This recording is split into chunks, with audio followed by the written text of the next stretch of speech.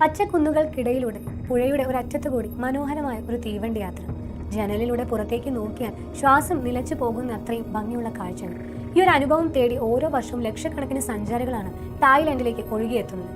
എന്നാൽ ലോകം ഈ പാതയെ വിളിക്കുന്നത് മറ്റൊരു പേരിലാണ്, മരണത്തിന്റെ റെയിൽവേ. എന്തുകൊണ്ടാണ് ഇത്ര മനോഹരമായ ഒരു രാത്രിക്ക് ഇങ്ങനൊരു പേര് വന്നത്? ആ കഥ കേട്ടാൽ ഒരു പക്ഷെ നമ്മുടെ എല്ലാം നെഞ്ചു പിണങ്ങും. ഈ കഥയുടെ വേരുകൾ കിടക്കുന്നത് രണ്ടാം ലോക മഹായുദ്ധത്തിലാണ്. അന്ന് ജപ്പാൻ സൈന്യം ഏഷ്യയുടെ പല ഭാഗങ്ങളും കീഴടക്കി മുന്നേറുകയാണ്. ബർമയും അവർക്ക് പ്രധാനമായിരുന്നു. ഇന്ത്യയും ചൈനയും ആക്രമിക്കാൻ ബർമയിൽ ഒരു താവളം അത്യാവശ്യമായിരുന്നു. എന്നാൽ ബർമയിലേക്ക് സാധനങ്ങളും സൈന്യങ്ങളെയും എത്തിക്കാൻ കടൽ വഴിയുള്ള യാത്ര അപകടകരമായിരുന്നു. സഖ്യകക്ഷികളുടെ ആക്രമണത്തിൽ എപ്പോൾ വേണമെങ്കിലും കപ്പലുകൾ തകർക്കപ്പെടാം.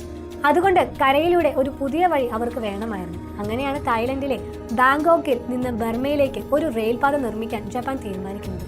ഈ റെയിൽപാത നിർമ്മിച്ചത് സാധാരണ തൊഴിലാളികളായിരുന്നില്ല, മറിച്ച് ജപ്പാന്റെ കയ്യിൽ കുടുങ്ങിയ ലക്ഷക്കണക്കിന് യുദ്ധ തടവുകാരും സാധാരണക്കാരുമായിരുന്നു.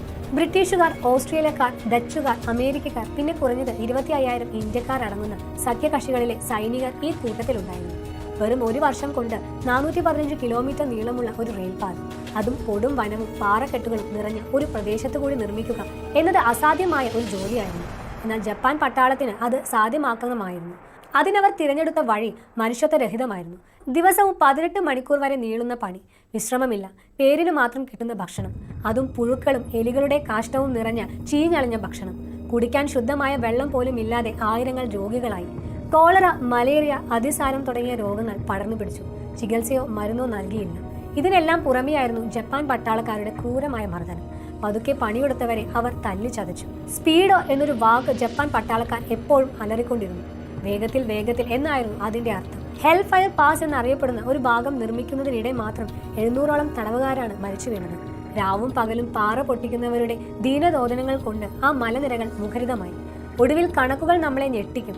415 കിലോമീറ്റർ നീളമുള്ള ഈ പാതയുടെ ഓരോ കിലോമീറ്ററിലും ഏകദേശം 29 പേരുടെ ജീവൻ ബലി നൽകപ്പെട്ടു.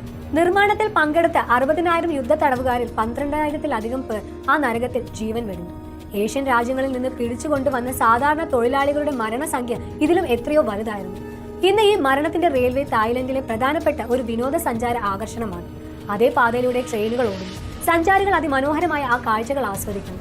എന്നാൽ ആ യാത്രയിലെ ഓരോ വളവുകളും ഓരോ പാലങ്ങളും നമ്മെ ഓർമ്മിപ്പിക്കുന്നത് ആയിരക്കണക്കിന് മനുഷ്യരുടെ കണ്ണീരിന്റെയും രക്തത്തിന്റെയും കഥയാണ്. അവരുടെ അസ്ഥി കഷ്ണങ്ങൾക്ക് മുകളിലൂടെയാണ് ആ തീവണ്ടി ഇന്നും ഓടുന്നത്. അതുകൊണ്ട് ഇതൊരു കാഴ്ച കാണാനുള്ള യാത്ര മാത്രമല്ല, ചരിത്രത്തിലെ ആരും മറക്കാൻ പാടില്ലാത്ത ഒരു കറുത്ത അധ്യായത്തെക്കുറിച്ചുള്ള ഓർമ്മപ്പെടുത്തൽ കൂടിയാണ്. ഈ വിഷയത്തെക്കുറിച്ചുള്ള നിങ്ങളുടെ അഭിപ്രായങ്ങൾ താഴെ കമന്റ് ചെയ്യുക. കൂടുതൽ വാർത്തകൾക്കും വിശകലനങ്ങൾക്കുമായി മണി ന്യൂസ് മലയാളം ചാനൽ സബ്സ്ക്രൈബ് ചെയ്യുക. നന്ദി.